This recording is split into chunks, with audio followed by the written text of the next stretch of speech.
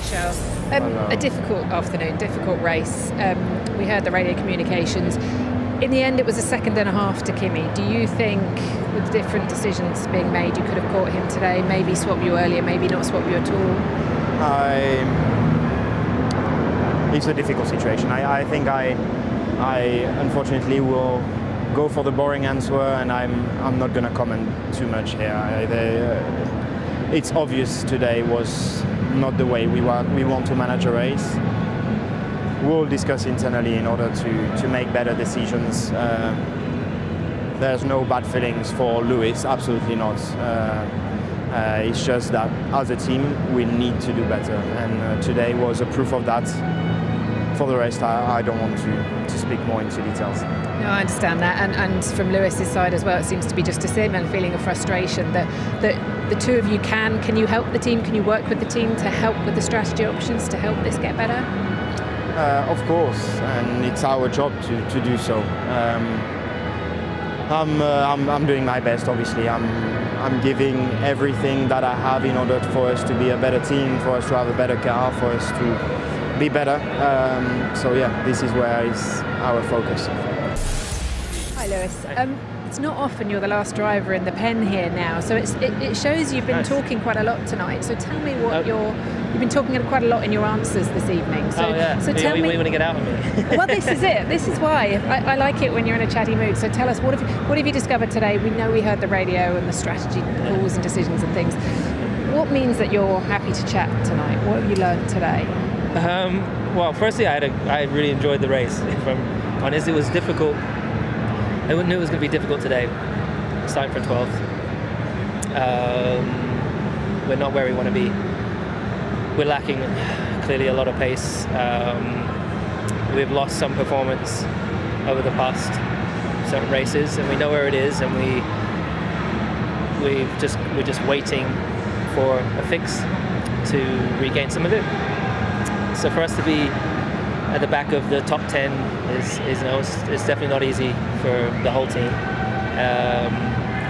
But yeah, once I got past the Haas, then I got onto the soft medium tire.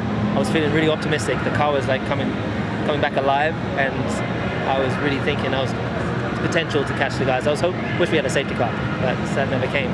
But then obviously I lost a lot of time behind Charles, and in that moment for sure I was like, come on, like let's make a concise, let's make a decision really quick, let's not waste time. And yeah, I'm sure people didn't like certain comments, but I mean it was just, you got to understand it's frustrating. People say way worse things than I say, so it was more sarcastic than anything. And I'm not frustrated now. I just we'll work internally. We have discussions and we'll keep pushing. Is it part of your job and Charles's job to help them sort of sharpen up these strategy decisions, these strategy calls, because the going backwards and forwards seem to affect both of your races? Yeah, I think, it was the same when I was at Mercedes. They don't want to upset one driver or the other. You saw when I was in China, the way my mind works, I'm clearly holding the other car up.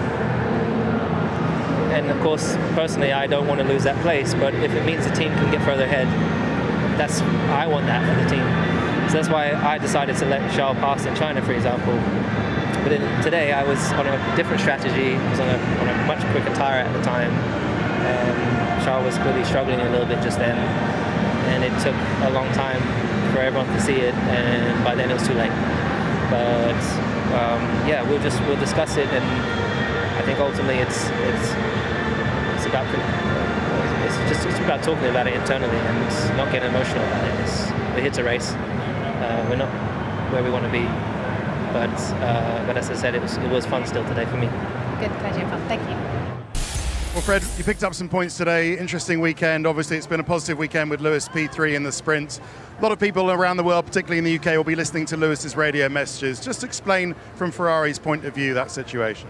No, I can understand the frustration of the guys into the car, but at the end it was well executed because Lewis was behind Charles. He was with a softer compound. We let him go, and then as per rule, internal rule into the team, we swapped back at the end.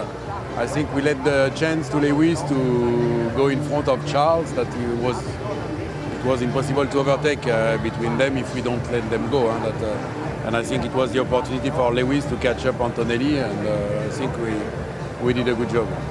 Maybe there was a perception from Lewis of a delay and decisions could have been made quicker?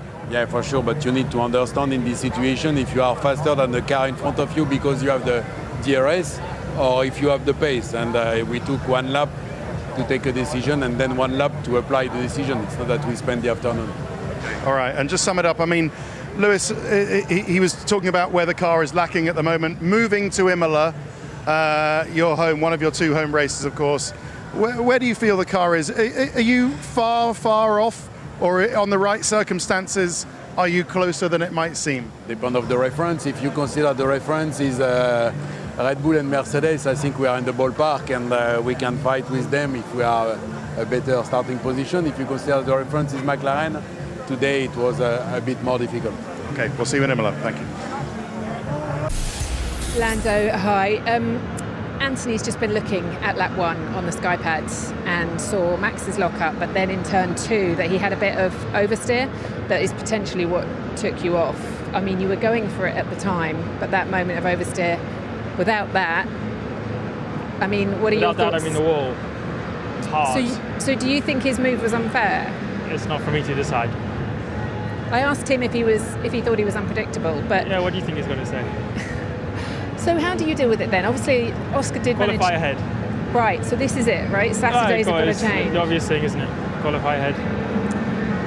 So, okay, so you don't qualify ahead. What have you learned from this weekend then, when you're battling Max? Because Oscar has got past him, so there Oscar are went ways... past him and I got past him. Yeah, so there are ways to do it. Yeah, we both got past him, but, you know, you just got to be in the perfect place. In the end, he just let me go. He didn't even put up a fight at the end, so... It just depends how much he wants to fight you. It's Max. He's doing a good job. He can do whatever he wants. Do you feel I just have to focus on myself. Do you really feel that? You really feel he can do whatever he wants, or do you just mean No, that? I'm just saying it for the interview. You're smiling, but if you could do it differently, like that lap 1, what would you do? Nothing. Nothing. All right. Well, there's a gap. I got to go for it. You know, I'm not going to back out. I'm here to race. I'll stop talking. So it's all about Saturday then? Yeah, you know, it's still been a very good weekend for me. I'm happy with my progress. I felt more comfortable in the car once again. Still things I need to make progress on. You know, I'm still not in the happiest, most perfect place, and I got to be there if I want to qualify at the front and perform against these other guys. Performing against the best. So just keep chipping away. It's been a positive weekend. Pace is very strong. It was yesterday, it was today. Just these little things have got in the way, and but that happens, you know. So I'm still happy. Not the position that I want, of course. I'm here to try and fight for a win and go for the win, but yeah, always next time.